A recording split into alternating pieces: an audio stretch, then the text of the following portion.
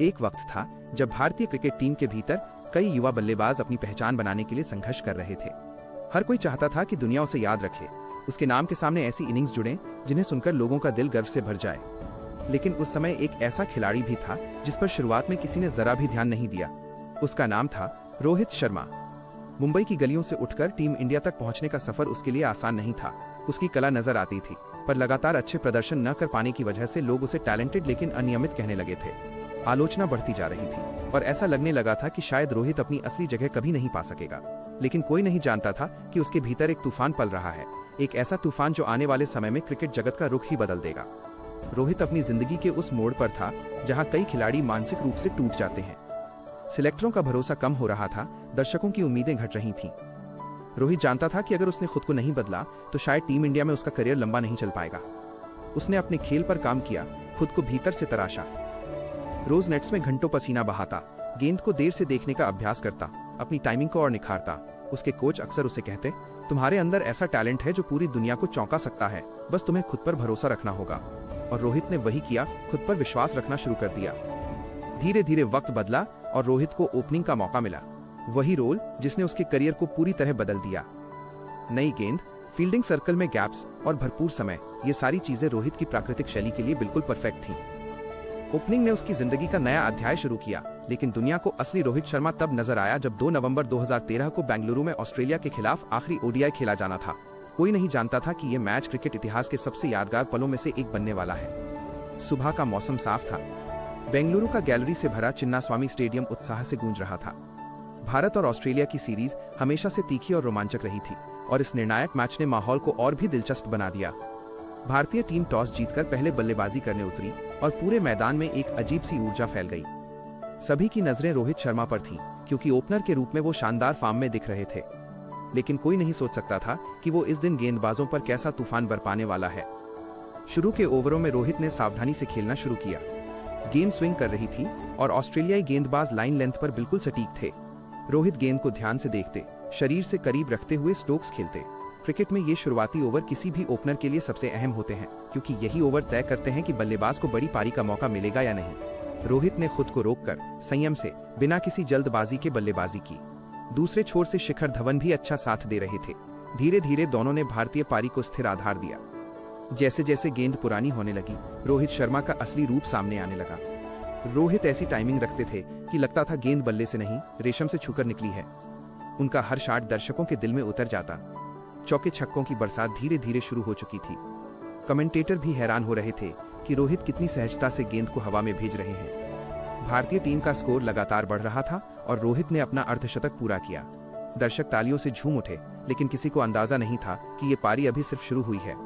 धीरे धीरे धवन आउट हो गए, लेकिन रोहित की लय अब सेट हो चुकी थी। उनके हर शॉट में पावर, क्लास और टाइमिंग का अनोखा मिश्रण दिख रहा था। वो सिर्फ रन नहीं बना रहे थे, वो पूरे मैच को एक अलग दिशा दे रहे थे।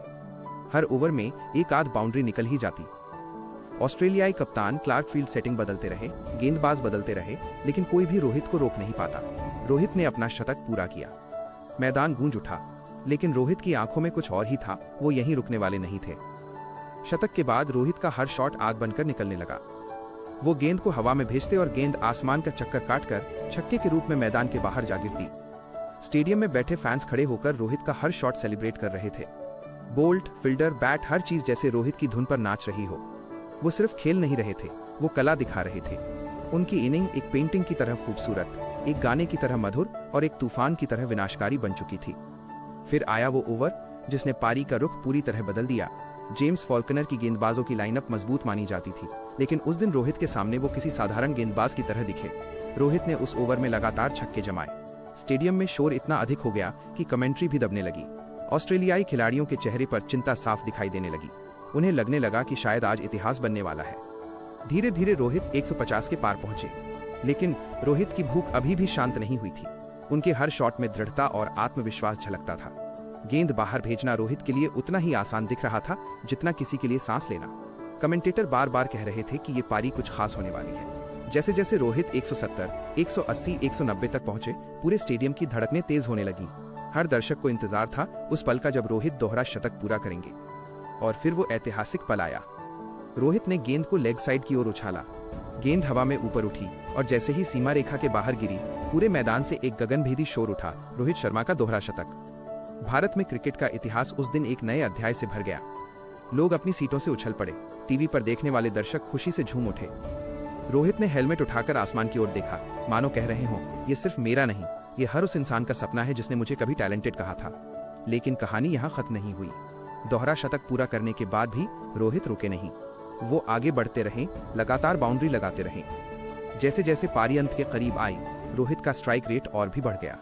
आखिरी ओवरों में तो ऐसा लग रहा था कि गेंदबाजों के हाथों से गेंद नहीं, डर निकल रहा हो। हर गेंद पर ऑस्ट्रेलियाई फील्डर सिर्फ आसमान की ओर देखने को मजबूर हो जाते। आखिरकार रोहित ने 158 गेंदों में 209 रन बनाए।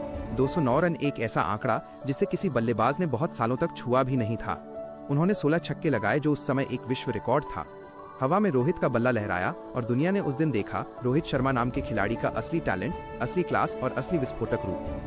पूरा स्टेडियम खड़े होकर तालियां बजा रहा था। ड्रेसिंग रूम में बैठे साथी खिलाड़ी उसे देखकर गर्व महसूस कर रहे थे।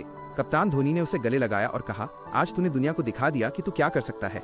उस दिन क्रिकेट जगत ने समझा कि रोहित शर्मा सिर्फ एक बल्लेबाज नहीं, बल्कि एक फिनोमेनन है। उसकी शांत मुस्कान के पीछे एक ऐसा योद्धा छिपा था जो बड़े से बड़ा मैच अकेले अपने दम पर बदल सकता था। 209 सिर्फ एक स्कोर नहीं था, ये उस सफर की पहचान थी जिसमें रोहित ने संघर्ष किया, आलोचना झेली, खुद को बनाया और फिर विश्व क्रिकेट पर राज किया। वो दिन रोहित शर्मा की कहानी का मोड़ था। उसके बाद रोहित सिर्फ एक खिलाड़ी नहीं रहे, वो हिटमैन बन गए। क्रिकेट इतिहास की उन दुर्लभ हस्तियों में शामिल हो गए जिनका नाम हमेशा चमकता रहेगा। और उस दिन दुनिया ने सचमुच देखा रोहित शर्मा का टैलेंट।